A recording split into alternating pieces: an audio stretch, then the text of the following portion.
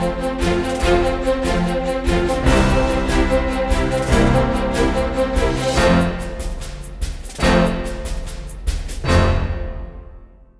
Study IQ IAS Hindi platform पर आपका स्वागत है। दोस्तों, आज हम लोग मुद्दे की बात कार्यक्रम में एथिक्स से संबंधित एक टॉपिक पर बातचीत करने वाले हैं। देखिए, इंडियन एक्सप्रेस नामक समाचार पत्र में एक आर्टिकल आया है और उसी आर्टिकल के बेस पर आज की चर्चा में हम एथिक्स से जुड़े हुए कुछ महत्वपूर्ण टर्म्स के बारे में समझने की कोशिश करेंगे। ठीक है, क्या टॉपिक आया है, क्या टाइटल के से ये टॉपिक आया था? यहाँ पर यदि हम देखें तो इसमें आया था कि seizures wife must be above suspicion, है ना। यानी कि जो सीजर की पत्नी है, कौन सी सीजर की बात चल रही है इसके बारे में अभी हम चर्चा करेंगे। लेकिन सबसे पहले जो जिस कोट को आधार बनाया गया था इस आर्टिकल में, उसे हम देख लें। इसमें कहा गया है seizures wife must be above suspicion, यानी सीजर की पत्नी को किसी भी संदेह से ऊपर होना चाहिए।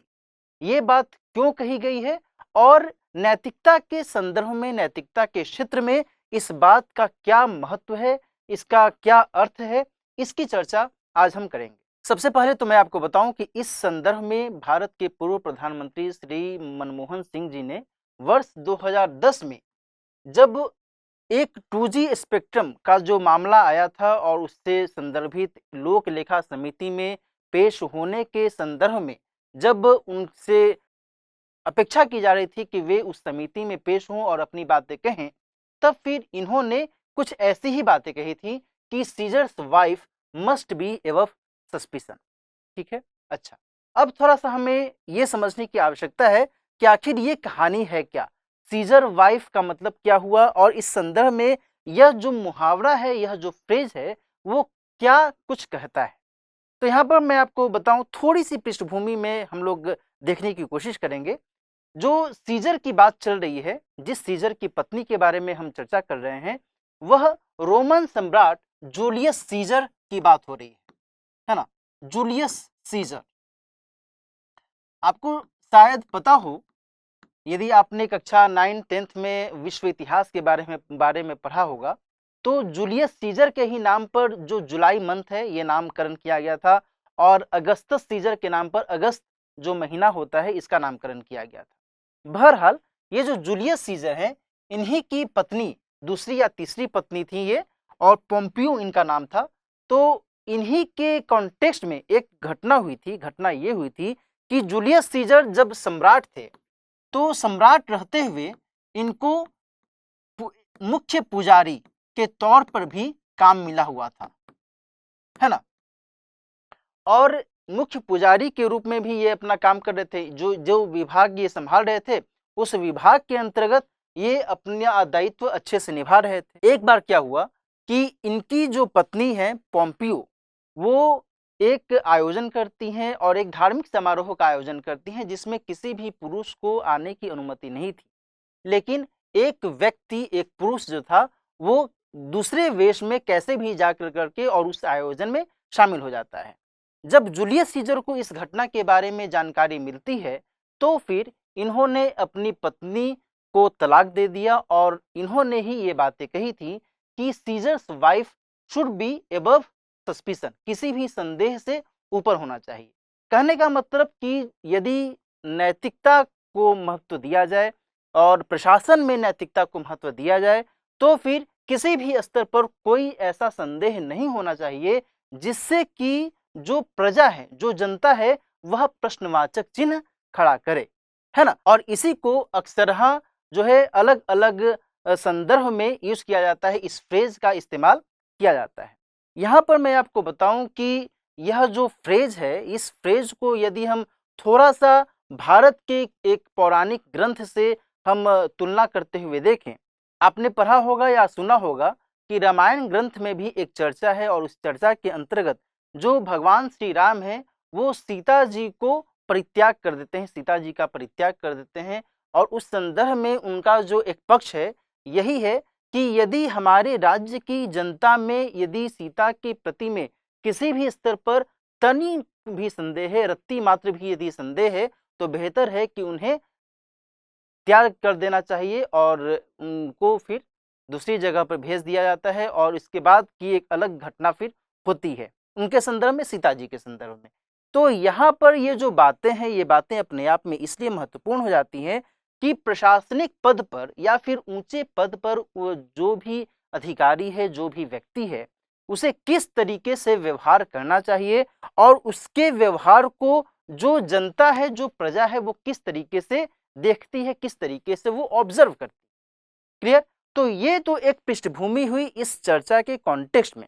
अब थोड़ा सा हम ये समझने की कोशिश करेंगे कि जो प्रशासन है, प्रशासन में कई सारी ऐसी चीजें होती हैं जिनको ध्यान में रखने की आवश्यकता होती है और उन्हीं में यदि हम बात करें तो जो ईमानदारी है ना, या फिर जो सत्यनिष्ठा है, ये सभी जो मूल्य हैं, इन मूल्यों का बहुत बड़ा महत्व होता है, बहुत बड़ा योगदान होता है। जब हम इस कंटेक्स्ट में समझने की कोशिश करें कि जूलियस सीजर ने अपनी पत्नी के संदर्भ में जब ये बात कहा कि सीजर्स वाइफ मस्ट बी या शुड बी एबव सस्पिशन, किसी भी संदेह से ऊपर होना चाहिए, तो उन्होंने भी कुछ इसी लहजे में ये बातें कही थी, है ना। जो संदर्भ था कि भाई सत्यनिष्ठा होनी चाहिए, इंटीग्रिटी होनी चाहिए, है ना। लेकिन अब यहाँ पर फिर बात आ जाती है नैतिकता की, नैतिकता से जुड़े हुए महत्वपूर्ण तत्वों की, कि ईमानदारी और सत्यनिष्ठा के संदर्भ में जो हम चर्चा कर रहे हैं, इसका मतलब क्या होता है। और इसके साथ ही एक और शब्द है जिसे हमें समझने की आवश्यकता है, और वो है प्रोबिटी, जिसे अंग्रेजी में प्रोबिटी कहते हैं और हिंदी में आप उसे शुचिता के नाम से जान सकते हैं, है ना। शुचिता इसे कहा जा सकता है। हालांकि यूपीएससी ने अपने सवालों में कई बार प्रोबिटी के लिए सत्यनिष्ठा शब्द का ही इस्तेमाल किया है उसके हिंदी अनुवाद में, है ना। तो यहाँ पर अब हमें थोड़ा सा ये ध्यान देने की आवश्यकता है कि ईमानदारी यानी ऑनेस्टी, सत्यनिष्ठा यानी इंटीग्रिटी और शुचिता यानी प्रोबिटी का मतलब क्या होता है और इनका किस तरीके से प्रशासनिक कार्यक्षेत्र में इस्तेमाल किया जा सकता है। एक प्रशासनिक अधिकारी से इन मूल्यों के संदर्भ में क्या कुछ अपेक्षाएं की जाती हैं, इसको हम एक एक करके समझते हैं। और साथ ही हम ये भी देखेंगे अंत में कि इन शब्दों के मद्देनजर यूपीएससी के एथिक्स पेपर में किस तरीके से सवाल पूछे गए हैं। ठीक है। अच्छा, पहले हम यदि देखें कि जिस ऑनेस्टी की बात हो रही है या उसे हम ईमानदारी कहते हैं, है ना, तो इसका मतलब क्या होता है। ठीक है। इसके बाद इंटीग्रिटी, इसको हिंदी में कहा जाता है सत्यनिष्ठा, इसका मतलब क्या होता है। ओके। और तीसरा है प्रोबिटी यानी शुचिता, इसका मतलब क्या होता है। जब हम इनके अर्थ को समझ जाएंगे तो फिर इनका प्रशासन में किस तरीके से इस्तेमाल होता है और प्रशासन को बेहतर तरीके से संचालित करने के लिए इनका जो महत्व है वो किस रूप में देखा जा सकता है, इसके बारे में भी हम समझ पाएंगे। तो देखो, ऑनेस्टी की यदि हम बात करें, ईमानदारी की यदि हम बात करें, तो इसके संदर्भ में जो महत्वपूर्ण तत्व हैं, जो महत्वपूर्ण फैक्टर्स हैं, वो हमें समझने की आवश्यकता है। पहली बात कि जो ईमानदारी है यह क्या है, एक मूल्य के तौर पर जाना जाता है, माना जाता है, वैल्यू, है ना। नैतिकता में या फिर एथिक्स में वैल्यू का बहुत बड़ा रोल होता है और उस लिहाज से जो मूल्य है, मूल्य अपने आप में इंपॉर्टेंट हो जाता है और जो ऑनेस्टी है, ऑनेस्टी इसी मूल्य को दर्शाता है। ठीक है। मूल्य के साथ साथ में जो ऑनेस्टी यानी ईमानदारी है, ये और क्या दर्शाता है, ये दर्शाता है कि जो व्यक्ति है ना, जिस व्यक्ति से हम ईमानदारी की अपेक्षा कर रहे हैं वह कितना सही तरीके से अपना कार्य कर रहा है, यानी कि दूसरों की नजर में वह व्यक्ति कितना ईमानदार है। ठीक है। तो इसमें दूसरों की नजर में आपकी ईमानदारी को ऑब्जर्व किया जाता है, चेक किया जाता है, ठीक है, दूसरों की नजर में, ठीक है। साथ ही इसमें यह देखा जाता है, इसमें यह पता लगाया जाता है कि जिस व्यक्ति के बारे में कहा जा रहा है कि हाँ वो ईमानदार है या फिर बेईमान है, इसका आधार क्या होना चाहिए।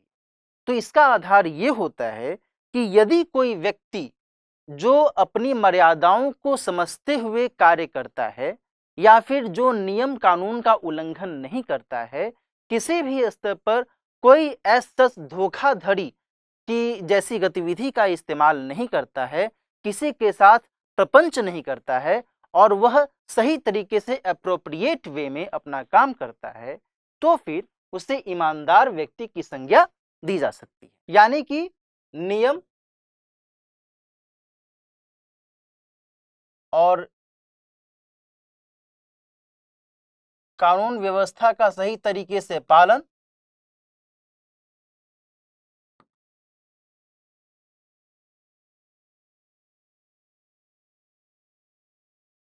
है ना। इसके अलावा यदि वह व्यक्ति जो है बिना किसी छल कपट के, बिना धोखाधड़ी या छल कपट जो भी आप कहें, बिना धोखाधड़ी के काम करता है, तब वह ईमानदारी को दर्शाता है, ईमानदारी को वो रिफ्लेक्ट करता है। क्लियर। अब हम बात करते हैं सत्यनिष्ठा की। सत्यनिष्ठा का मतलब क्या हुआ?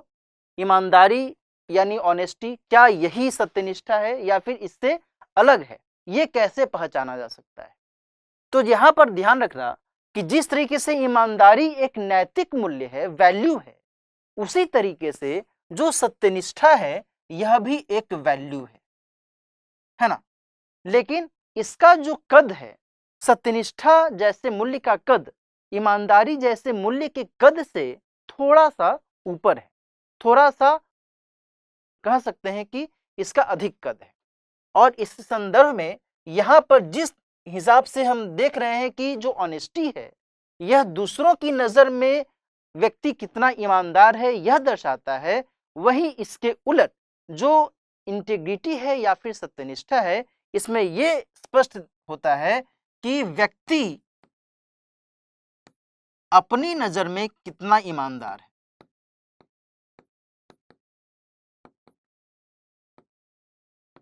कितना ईमानदार, बात समझ में आ रही है?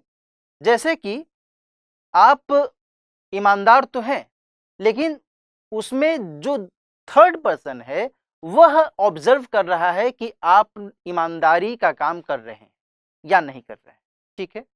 लेकिन कुछ ऐसी भी गतिविधियां हो सकती हैं जिसमें और तो कोई आपको ऑब्जर्व नहीं कर रहा है, लेकिन एटलीस्ट आप खुद अपने आप को ऑब्जर्व कर रहे हैं।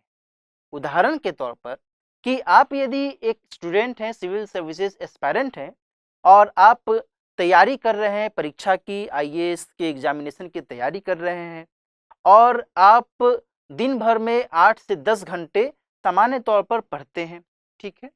जो एक धारणा है आपके दोस्तों में, आप जहाँ पर भी रहते हैं, एक यह मान्यता बनी हुई है कि अमुक जो विद्यार्थी है ये 8 से 10 घंटे लगातार पढ़ता है, ठीक है। तो उसकी नज़र में आप निश्चित तौर पर ईमानदार हैं, इसमें कोई दिक्कत वाली बात नहीं है। किसी के साथ आप न कोई छल कर रहे हैं, न प्रपंच कर रहे हैं, कुछ नहीं कर रहे हैं, ठीक है। लेकिन यदि आप अपने कमरे में बंद होकर करके 8 से 10 घंटे की पढ़ाई में मैक्सिमम 2 से 3 घंटा ही पढ़ते हैं और बाकी जो बचता है समय उसमें या तो आप सोते हैं या फिर आप मूवी देखते हैं या फिर कोई और काम करते हैं, तो फिर इसमें आपको और तो कोई नहीं देख रहा है, लेकिन एटलीस्ट आप अपने आप को जरूर देख रहे हैं, ठीक है। तो फिर इसमें यह चेक हो रहा है कि आप अपने कर्तव्य के प्रति कितने सत्यनिष्ठ हैं, कितने इंटीग्रेटेड वे में आप काम कर रहे हैं, है ना। तो यहाँ पर ये चीजें बहुत ही महत्वपूर्ण हो जाती हैं कि जो इंटीग्रिटी है उसमें व्यक्ति अपनी नजर में कितना ईमानदार है, कितना सही तरीके से वो एप्रोप्रिएट वे में वह काम कर रहा है, इस बात को चेक किया जाता है। ठीक है। अच्छा, इसमें एक और जो पहलू है वो ये है कि जो इंटीग्रेटेड पर्सन है वह एक तरीके से कह सकते हैं कि ईमानदारी जो व्यक्ति निभाता है उससे कहीं अधिक मजबूत है। ठीक है, तो इसमें व्यक्ति की जो मजबूती है, व्यक्ति की मजबूती परिलक्षित होती है। परिलक्षित होती है मतलब वह रिफ्लेक्ट होती है। बात समझ में आ रही है ना? तो ये चीजें यहां पर महत्वपूर्ण हो जाती हैं सत्यनिष्ठा के कॉन्टेक्स्ट में। ओके। अच्छा, अब हम बात करते हैं कि जो प्रोबिटी है यानी जो शुचिता की हम बात कर रहे हैं इसका मतलब क्या होता है।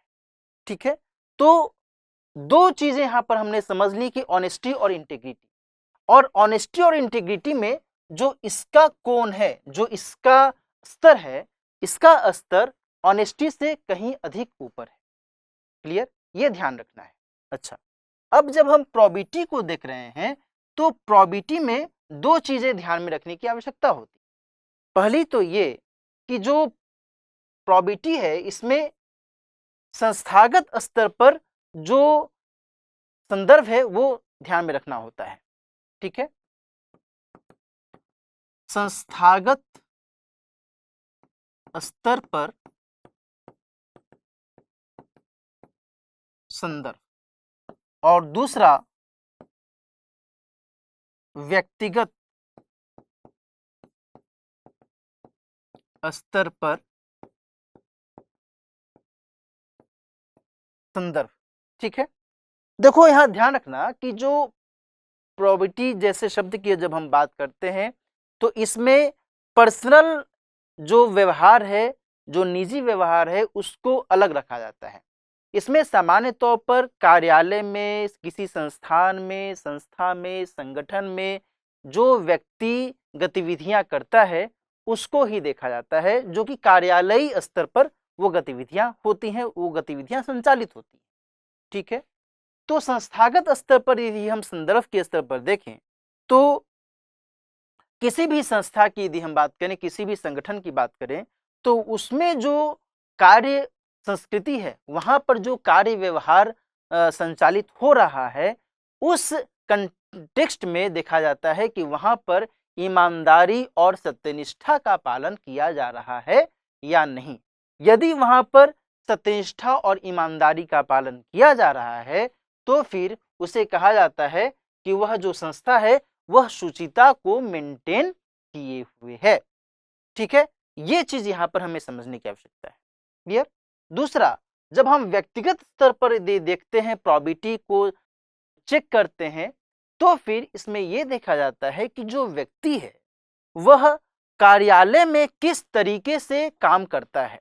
मतलब उसमें उसका निजी जीवन, निजी जो उसका क्रियाकलाप है वो इसमें शामिल नहीं होता है, निजी व्यवहार इसमें शामिल नहीं होता है, बल्कि कार्यालय में वह किस तरीके से कार्यालय के अंतर्गत वह कार्य संस्कृति को जो कार्यालय की है उसको वो फॉलो कर रहा है या नहीं कर रहा है, उसके प्रति वह कितना कमिटेड है, कितना प्रतिबद्ध है, ये बातें इससे स्पष्ट होती हैं व्यक्तिगत स्तर के संदर्भ में, है ना। और इससे ये पता चलता है कि जो वह व्यक्ति है वो कितना अपने कार्य के प्रति प्रोबिटी मेंटेन किए हुए है, शुचिता बनाए हुए है।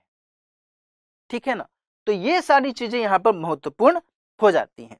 यहाँ ध्यान रखिएगा कि जब हम प्रशासन के स्तर पर चर्चा करते हैं ऑनेस्टी या फिर इंटीग्रिटी के बारे में, तो यहाँ पर एक दो कोटेशंस हैं जो कि बहुत ही महत्वपूर्ण हो जाते हैं, है ना।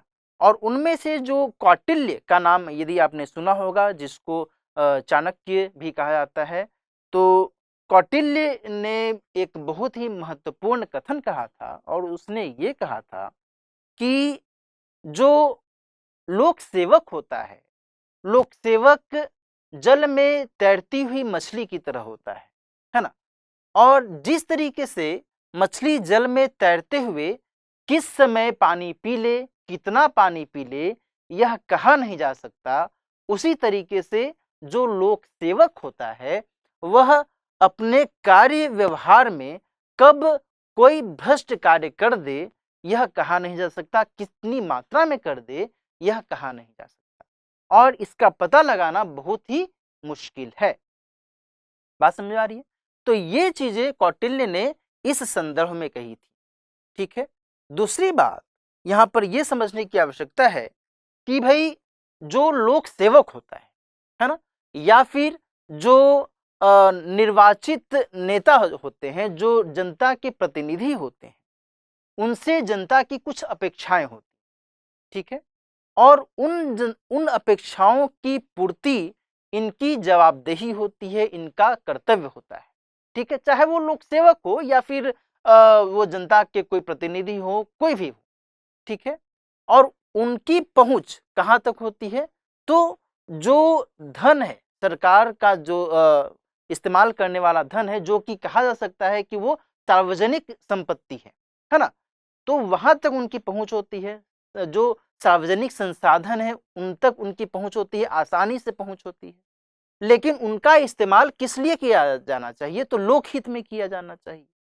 और यदि उनका इस्तेमाल, उनका उपयोग लोकहित में नहीं होता है, जनता के कल्याण के लिए नहीं होता है, तो फिर निश्चित तौर पर यह कहा जा सकता है कि जो भी अमुक जनसेवक है या फिर जो भी अमुक लोक सेवक है, उसने प्रशासन में शुचिता का पालन नहीं किया है, प्रोबिटी का पालन नहीं किया है। ठीक है ना? तो ये चीजें यहां पर अपने आप में महत्वपूर्ण हो जाती। ध्यान रखिएगा कि जो ये शब्द हैं ऑनेस्टी, इंटीग्रिटी और प्रोबिटी, इसके संदर्भ में यूपीएससी ने कई बार सवाल पूछे हैं। ठीक है, उसको हम एक नजर देखेंगे भी, कुछ सवालों को अभी हम पिक करेंगे।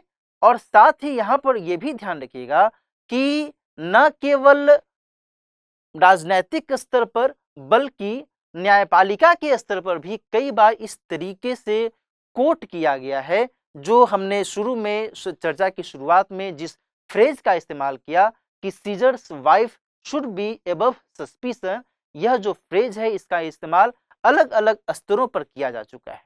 कहने का मतलब ये है, कहने का सेंस ये है दोस्तों कि जो शुचिता है, जो ईमानदारी है, जो सत्यनिष्ठा है, इसका इस्तेमाल शासन प्रशासन के अलग अलग कार्यक्षेत्र में निश्चित तौर पर किया जाना चाहिए, चाहे वह कार्यपालिका हो, चाहे वह न्यायपालिका हो, है ना, चाहे वो विधायिका हो।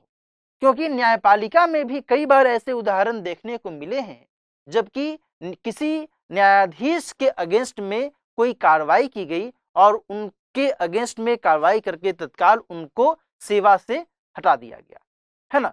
साथ ही कई ऐसे भी मामले सामने आए हैं जिसके माध्यम से यह भी देखा गया है कि किसी एग्जीक्यूटिव को, कोई ऐसा व्यक्ति है जो कि बहुत ऊंचे पद पर काम कर रहा था, पदाधिकारी है, और उसके अगेंस्ट में जब कोई भ्रष्टाचार का मामला सामने आया, देन फिर उसको वहां से हटा दिया गया, है ना, क्योंकि उसने अपनी इंटीग्रिटी मेंटेन नहीं रखी, अपनी सत्यनिष्ठा अपने कार्य के प्रति और कार्यालय के प्रति, अपने पद के प्रति, और जो उस पद की शुचिता है उसको उसने यदि मेंटेन नहीं रखा तो फिर उसको उसके पद से अपदस्थ कर दिया गया, है ना। तो ये चीजें यहाँ पर बहुत ही महत्वपूर्ण हो जाती हैं कि कोई भी व्यक्ति यदि किसी ऊंचे पद पर है तो फिर उसे उस पद की गरिमा को मेंटेन करने की आवश्यकता होती है।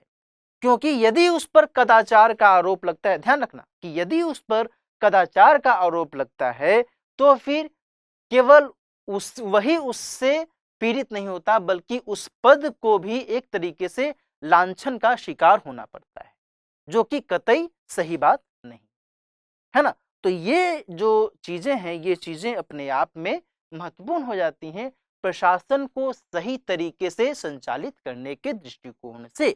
हालांकि यहाँ पर मैं आपको ये भी संकेतित कर दूं कि भारत जैसे देश में कई बार जब ऐसी स्थितियां देखी गई हैं, भ्रष्टाचार जैसी गतिविधियां देखी गई हैं, और इस तरीके से जो अलग अलग मामले देखे गए हैं भ्रष्ट गतिविधियों के, उसके अगेंस्ट में कई ऐसे ठोस कदम भी अपनाए गए हैं जो कि इन गतिविधियों को मिटिगेट करने के लिए बहुत ही उपयोगी माने जा सकते हैं। जैसे कि आपने नाम सुना होगा विसिल ब्लोअर्स, कुछ ऐसे भी पदाधिकारी हैं जो कि अपने कार्यालय के स्तर पर यदि कोई भी गलत काम हो रहा है तो उसके अगेंस्ट में वो आवाज उठाते हैं, उनको विसिल ब्लोअर्स कहा जाता है।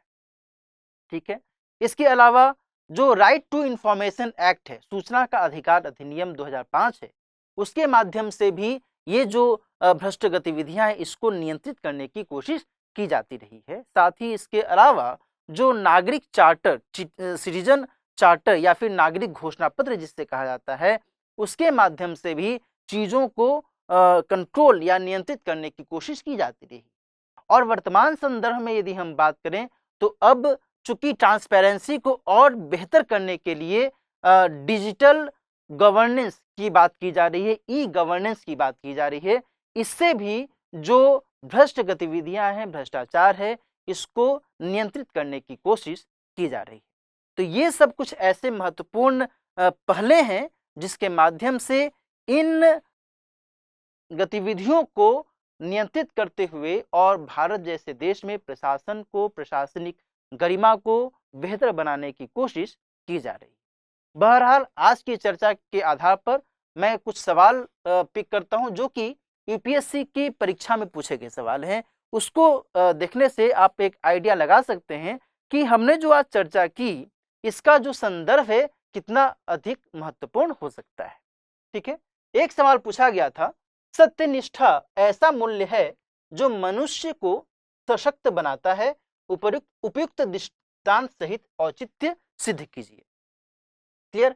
यहां पर देखो सत्यनिष्ठा की जो अंग्रेजी की गई है वो यहां पर इंटीग्रिटी है।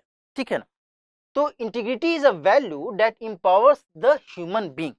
मैंने सत्यनिष्ठा के बारे में परिभाषित करते हुए, उसको समझाते हुए मैंने बताया है कि यह जो है व्यक्ति की मजबूती का द्योतक है, क्योंकि इसमें व्यक्ति अपने आप को टटोलता है, अपने आप को वह आइडेंटिफाई करता है कि वह कितना अधिक कमिटेड है अपने काम के प्रति।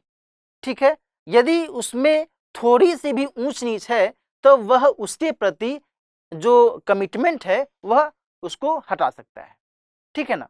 तो यहां पर ध्यान रखना कि जो ईमानदार व्यक्ति है यह हो सकता है कि वह सत्यनिष्ठ न हो, लेकिन जो सत्यनिष्ठ व्यक्ति है उसके लिए यह आवश्यक है कि वह ईमानदार होगा ही होगा। बात समझ आ रही है ना। क्योंकि जो ईमानदारी का स्तर है, ईमानदारी के स्तर से ऊपर का स्तर होता है इंटीग्रिटी। यदि कोई व्यक्ति ईमानदार ही नहीं है तो यह तो संभावना ही नहीं है कि वह सत्यनिष्ठ हो सकता है ना। तो ये चीजें यहाँ पर पूछी गई हैं कि integrity is a value that empowers the human being. तो यह किसी व्यक्ति को कैसे मजबूत करती हैं, किस रूप में मजबूत करती हैं, इसी के बारे में बताना है और किसी एग्जाम्पल के माध्यम से, उदाहरण के माध्यम से इस बात की पुष्टि करने के लिए दिया गया था। मुश्किल से 150 शब्दों का ये सवाल था, ये आसानी से फिर बनाया जा सकता है। इसका उत्तर आप लिखने की कोशिश कीजिएगा। ठीक है। दूसरा एक सवाल पूछा गया था कि शासन में सत्यनिष्ठा से आप क्या समझते हैं। इस शब्द की आपकी अपनी समझ के आधार पर सरकार में सत्यनिष्ठा को सुनिश्चित करने के उपाय सुझाइए। यह भी 150 शब्दों में पूछा गया था। तो यहाँ पर ध्यान रखना दोस्तों कि जब शासन में सत्यनिष्ठा के संदर्भ में यहाँ पर सवाल बनाया गया तो उसमें अंग्रेजी जो थी, what do you understand by probity in governance, ये रखा गया है। यहाँ पर सत्यनिष्ठा की अंग्रेजी प्रोबिटी के अर्थ में है, जबकि हमने जिक्र किया है प्रोबिटी की हिंदी शुचिता। ठीक है। तो वही मैंने आपसे पहले भी कहा कि जो यूपीएससी है वो अर्थ के स्तर पर क्या चेंज लाए ये कोई नहीं जानता, लेकिन अंग्रेजी का जो भाव है, अंग्रेजी के भाव को आपको समझ लेना चाहिए। प्रोबिटी का मतलब यहाँ पर सत्यनिष्ठा बताया गया है और इसने इंटीग्रिटी के लिए भी सत्यनिष्ठा का ही इस्तेमाल किया है। और ये ध्यान रखना है कि जो एथिक्स का सिलेबस है उसमें इंटीग्रिटी और प्रोबिटी दोनों का जिक्र किया गया है पाठ्यक्रम में, है ना। ऑनेस्टी का एज सच स्पेसिफिक जिक्र नहीं किया गया है, जबकि प्रोबिटी और इंटीग्रिटी का जिक्र किया गया है। तो इंटीग्रिटी सत्यनिष्ठा है, इंटीग्रेटेड वे में उसकी बात की जाती है, लेकिन जो प्रोबिटी है यहाँ पर आप इसको शुचिता के अर्थ में समझ सकते हैं, या फिर जो मैंने आपको इसका आशय बताया है उसके रूप में आप समझ सकते हैं। ठीक है। और उसी के आधार पर इसका उत्तर देना है। इस शब्द की आपकी समझ के आधार पर सरकार में सत्यनिष्ठा को सुनिश्चित करने के उपाय सुझाइए। मैंने बताया भी कि इसमें जो संस्थागत या फिर संगठन के स्तर पर जो ईमानदारी और सत्यनिष्ठा है उसकी जांच की जाती है।